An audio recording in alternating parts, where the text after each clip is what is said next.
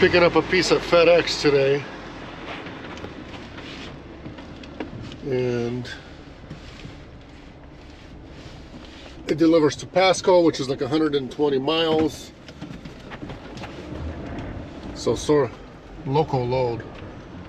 There were some Montana ones, but they don't want to wait. I don't know where they find people in Montana. Maybe they put them on a big truck, or I'm not sure exactly how that works, but for now, oh, the squirrels are here. Now that my dog is gone, the squirrels appeared. I used to have gotta. I put my dog down on Saturday. Today's what? Tuesday? Wednesday? Today's Wednesday. I'm still in a sad position, not so excited about anything, don't want to talk about much, so it's kind of one of those things. My second Doberman I had to put down myself in the last 4 years, so Dobermans have not been good so far in my life. I don't know why. Another problem with the liver and kidneys. They're prone to that liver disease / cancer. So I don't know. It's just been sad and been hard to deal with. The whole family is sad because it's a second dog that you get used to, and then all of a sudden, you put one down and the other down. It sucks. Plus, I did it myself, so it was, had to go dig the grave for the second time. Had to shoot it, had to bury it. Yeah, I don't know. Just don't write me any comments about this, because I don't want to talk about it. I don't want to hear about it. I'm still mourning for the dog. This cold is not letting the snow melt. We're at this is what the van shows, 29. I think at night it was like 15 degrees, I believe, last night. A couple of days ago, my heater, this was like from what, Saturday? It wasn't a couple of days ago. It was on a Saturday this happened. Saturday to Sunday night. The heater went out. Didn't go out all the way, but I've got a heat pump system, and I've got electric furnace. So basically, I noticed that the home wasn't heating, and the maximum that I was getting is like 69 degrees. It should have been like 72. So nothing was keeping up. So I tried to find local people. The guy that did my fireplace, who installed it, they had somebody come out. Basically what happened was the heating coils, there's 4 of them in my furnace, and they busted. So we were dealing with 69 degrees in the house, and then it was cold still as well. So I mean, we weren't frozen or anything, but it was still less comfortable. So we had to burn the fireplace. And about, what, 3 years ago? I think maybe 3 years ago or so, we put in the fireplace at my house. So that's been helping out a lot. If you guys don't have a fireplace and things like this go out, either no power or, something happens with your heat, you might be in trouble, man. I don't know. One of them things. Prime Air, you see that? I can't zoom in. This camera doesn't zoom in, but they're painting a Amazon Prime Air plane right there. Pretty cool. I know my cousins used to work over there painting those planes. They've done them for like all kinds of people. All kinds of princes brought them. There's people that brought planes to be painted gold over there. They said they saw like planes, like the big old Boeing ones with like jacuzzis inside and all kinds of things. Billion-dollar planes over there they've painted in the past. Anyways, this is our little airport. Call it little because it is little.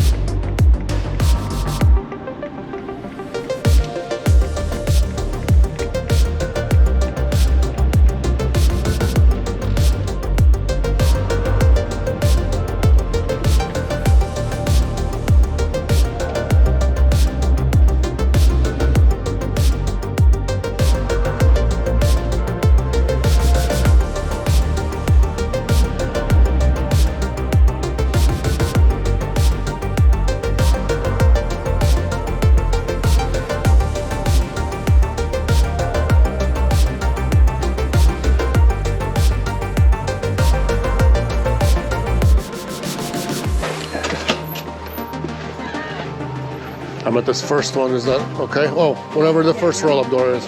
Okay. I know. People are always like, "There's doors." Or we can actually. Do you need me to come closer so you're not spinning out, or is that okay? Okay.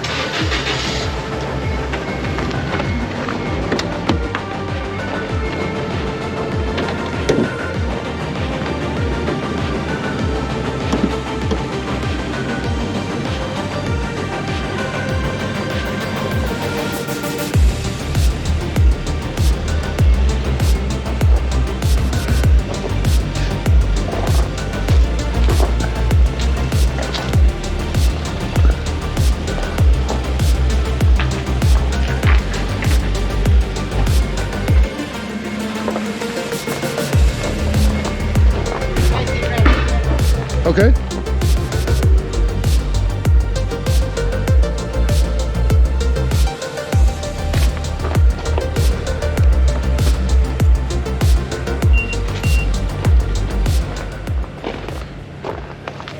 And one more little squiggle. Sure. Somebody lost a piece one time, so now we have to double do it. It's all good. Cool. Thanks Awesome. so much. Thank you.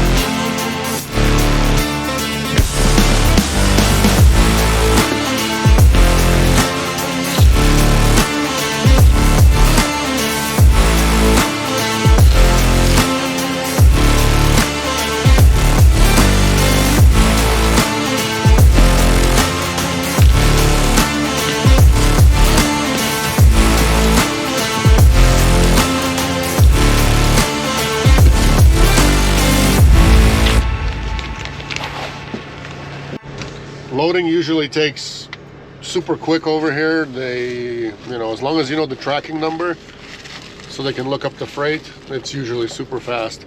It's a small location, a little building like that. They've got another building right there. You guys can see that one. A little building here, a few docks there, and that's it. I mean, our airport is not huge, so everything is, you know, if they get a couple pieces a day that's like expedited like this, you know, they know exactly what you're here for. So I came in, apparently she already knew exactly what I'm here for. A lot of times it doesn't happen. You got to provide it, then they look it up, and then they tell you, okay, go go get it loaded up. But this time it's super fast, and it always has been in my experience. I mean, unless you come here without the number, and then that's when the trouble starts, because they're supposed to give you that FedEx number. These guys without it, they're not going to release anything. They're not going to look it up. Their system doesn't show delivery address. You know what I mean? You can't look up the freight by the delivery address. So for you guys, for anybody, wherever you're at a FedEx location or a UPS location, if your dispatch does not give it to you, sometimes, we space it or didn't look at the address correctly or whatever. But if you're ever in a situation where you're picking up at a FedEx place or UPS or even US Postal Service, you're always supposed to have a tracking number. So before you even head to pick up, already start asking your dispatch for that number, because if it's not given to you, it could take a while to get it because nobody might have it. Might take a while to find it, whatever, just so you're avoiding wait times. For me, it was easy this time. They gave it to us super quick. I asked for it beforehand, so they gave it to us right away. I don't have much to talk about today. Not really in the mood of talking for some reason. I don't know. I guess it's the dog thing. Got me going again. Got me all sad again. I wanted to talk about E-Track one more time. I can't stress it enough why it's so important to have the freight strapped in really good, because winter time is coming, guys. Winter is here. Look at this. Winter is here in Washington already. Winter is here in the passes. It might not be, at the coast or whatever. Might not be in some of the places where you're at yet, but winter is here. If you do have to brake all of a sudden hard, if you do have to swerve a little bit, and you're carrying something heavy, I mean, God forbid if if you fly off the road and fly over to the side or roll over or whatever, I mean, it's in your best interest to have the freight strapped in. It's in everybody's best interest to have the freight strapped in correctly. If it's a couple thousand pounds and you didn't strap it in really good, guess what? If you're even doing some tight corners somewhere, up in the mountains, up in the passes, and the freight shifts, that's extra weight, that's extra shifting to one side can cause you to create an accident. First of all, accident. Second of all, damaged freight. It goes against your, it's going to go against your cargo insurance. First of all, you don't want to deal with that because, the payouts are going to be big. Then your policy premium is going to go up because of that. So, we've had instances where people, did get in trouble, did get into some accidents, but when the freight is strapped in properly, is secured, doesn't go anywhere, didn't move, didn't shift anywhere, it's all good. There's no claim on cargo. So I can't stress enough of why and how strapping the load is important, super important. I mean, you just got to do it. That's driver's number one responsibility, is to strap the freight in so it's nice and secure, just in case something happens, just in case, so something doesn't happen. If in case you're in trouble, you got to swerve, if you start sliding, winter's here. If you start sliding around, so the weight doesn't shift anywhere, God forbid, so the freight doesn't come this way and hit you, you know what I mean? It's got to be done right. So I recommend E-Track. On top of E-Track, I recommend also, if it's heavy load, strap it also to those cargo hooks that are on the sides of the van as well. Throw an extra strap in if it's something heavy. If it's super heavy, I always like to strap it good, guys. I don't mess around with that. Seriously, I don't mess around. Freight is freight. You can look at a bunch of videos where freight, did damage to people. You'll find them online. There's a bunch of those. You don't want to be in that situation.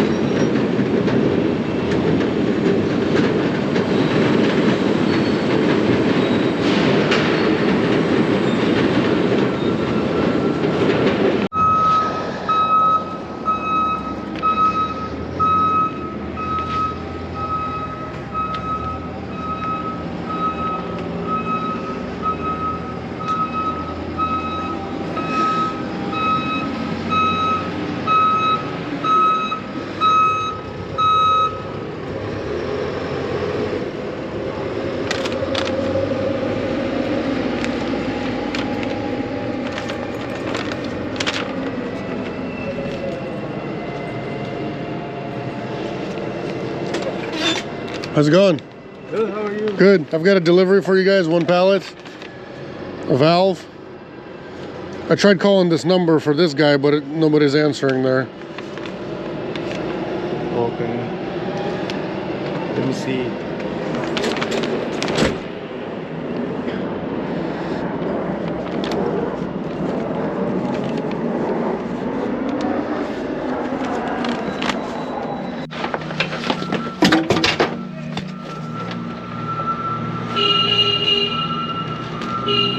I got another paper to sign for you too.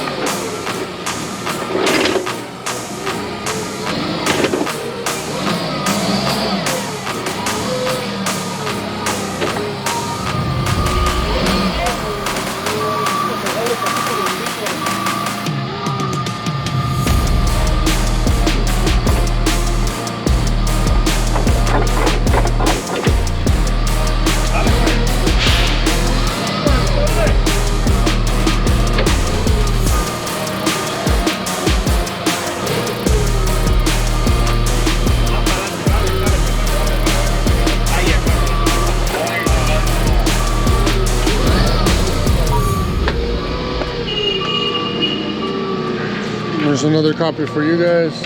Okay. If you can sign and print one for me. Just anywhere over here.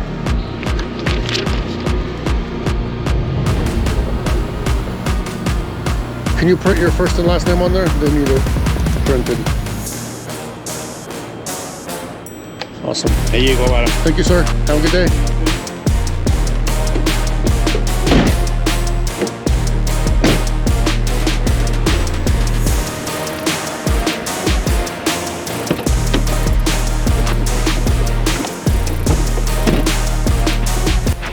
Sorry, little dude. Cannot spread your wings over here. I guess it's restricted airspace, so I can't fly this guy here. Let's see, put that right there. Check it out. I go to fly, I go to takeoff, and guess what I get? I get that message. Can't bypass it, can't put in a code, can't do anything. So right at where this delivery is at, no go on the fly. But it's a potato factory here, and this is what the freight went to, is over here, some kind of a valve delivery. I guess they need it for maintenance, they said. So I did my part. Hopefully it goes to where it needs to go, and you know, operations are back to normal where they need to be. For now, I'm heading back home, 2 hours and I'm back, and you know, made $450 minus fuel, minus I don't know, minus what. I mean, 240 miles, so a little bit over half a tank of fuel. We could call it a half a tank, I don't know, whatever. Half a tank of fuel, so like 60 bucks worth of diesel. You know, so, you know, $3.90 minus our factoring charges. You know, you guys don't get any as a driver, but you know, us for factoring, there's still a minus from that. All in all, you know, if you're making $350 and whatever you call it, 4 hours, well, by the time I went and got it delivered, now I'm heading back home. Let's call it a 5 hour day. $350 worst case pure money out of, you know, after all the expenses, and within a 5 hour period. I call it good money. I don't care about what anybody else says. I call it super good money, especially for this day and age. That's good. Go make that somewhere else. Clean money after all your taxes, expenses, after your, you know, whatever else, food, fuel, insurance, and all that. So I call it good. Let's head back home. Maybe we'll do a flyover somewhere else a little further that way. I gotta fill up at the gas station up the road a little bit. Maybe over there they'll let me. But you see that plane right there? Oh, where is he? Where's my finger? You probably don't see it up in the sky. They're just doing, you know, they're wasting our taxpayer money flying around, you know, acting like they're gonna, you know, land and not, so whatever. They're acting our super special. I don't call it super special, but I call it super valuable taxpayers' money, wasting for nothing. For what? Learning how to fly. Come on. Anyways, that's my thought about it. Let's get home.